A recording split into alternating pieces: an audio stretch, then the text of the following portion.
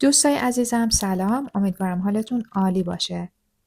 بچه‌ها تا حالا شده بین این سه تا کلمه sometimes، sometime و sometime گیر کنید و ندونی کدوم و کجا استفاده کنی؟ توی درس امروزمون میخوایم فرق بین این سه تا کلمه رو یاد بگیریم. پس اگه این ویدیو براتون مفیده لطفاً با لایک و کامنتاتون ازم حمایت کنید و برای دوستاتون هم شیر کنید. خب بریم سراغ درس این جلسمون. اول با کلمه sometimes شروع میکنیم. بچه ها به املا این کلمه خوب دقت کنید. کلمه some و time به همدیگه چسبیدن و بینشون هیچ فاصله ای نیست و آخرم یه دونه s داریم، یعنی کلممون هست sometimes. حالا این کلمه نقشش چی هستش و معنیش چیه؟ کلمه sometimes یک adverb یعنی یک قیده و به معنی گاهی اوقات یا بعضی وقتا و در واقع کلمه sometimes تو دسته قیدهای تکرار قرار میگیره و کاربردش هم به این شکلیه که وقتی بخوایم در مورد کاری که بعضی وقتا انجام میدیم صحبت کنیم ازش استفاده میکنیم. مثلا میخوام بگم که من بعضی وقتا صبحها تخم مرغ میخورم. جمله‌مون به این شکل میشه I sometimes eat eggs in the morning. یا مثلا میخوام بگم که من بعضی وقتا غروبا میرم پیاده روی. این جمله به این شکل میشه I sometimes go for a walk in the evening. پس هر وقت خواستم راجع به کارهایی که بعضی وقتا انجام میدم صحبت کنم از کلمه sometimes استفاده میکنم. خب بریم سراغ کلمه بعدی. بچه‌ها به املای این کلمه دقت کنید. بین some و time هیچ فاصله ای نیستش. این دوتا کلمه کامل به هم دیگه چسبیدن و آخرش هم اس نداریم. یعنی به این شکل تلفظ میشه. این کلمه رو میخونم sometime. خب حالا معنی این کلمه چیه؟ معنی sometime میشه یه زمانی، یه وقتی. در واقع به زمان مشخصی اشاره نمیکنه، زمان نامشخصه.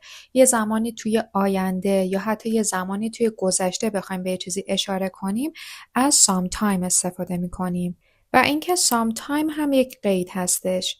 خب حالا بریم توی جمله ها با هم دیگه کاربردش رو یاد بگیریم. مثلا فرض کنید میخوایم بگیم که تو میتونی این کتاب رو یه وقتی بخونی، یه زمانی بخونی. جمله‌مون به این شکل میشه You can read this book sometime. یا مثلا به این جمله نگاه کنید We can talk about this sometime when you're free. این جمله داره میگه که وقتی که تایمت آزاد بود ما میتونیم یه وقتی راجع بهش صحبت کنیم. پس هر وقت خواستیم بگیم یه زمانی، یه وقتی و زمان نامشخص بود از قید sometime استفاده میکنیم. و کلمه sometime. خب بچه ها به املای این کلمه هم دقت کنید. بین some و time فاصله هستش چون اگه به هم دیگه بچسبونید مثل کلمه قبلی میشه و time هم اس نداره. بچه ها کلمه some رو خیلیاتون میشناسید. some رو با یه سری از اسمهای قابل شمارش یا غیر قابل شمارش میتونیم استفاده کنیم. مثلا میگیم some milk, some water, some eggs, some apples. some هم میتونه معنی یک مقداری بده هم معنی یک تعدادی. مثلا تو این ترکیب هایی که گفتیم میخوایم بگیم یک مقداری شیر، یک مقدار آب، یک تعدادی تخم مرغ، یک تعدادی سیب. پس وقتی میگیم some time یعنی یک مقداری زمان. خب بچه ها به این جمله ها نگاه کنید. We need some time to think before we make the decision. این jumle داره میگه که ما یه مقداری زمان احتیاج داریم قبل از اینکه تصمیم بگیریم. یا به این جمله دقت کنید. I need some time to think about your offer. این جمله داره میگه که من به یه مقداری زمان احتیاج دارم که در مورد پیشنهادت فکر کنم. پس هر وقت خواستیم راجع به مقداری زمان صحبت کنیم از some به اضافه time استفاده میکنیم و بینشون هم فاصله هست. حتما حواستون به املاش باشه.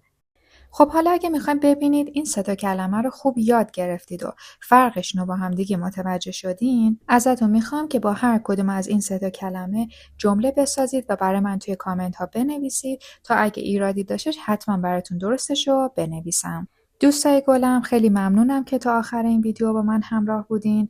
اگه سوالی داشتید حتما توی کامنت ها برام بنویسید. مراقب خودتون باشید. خدا نگهدار.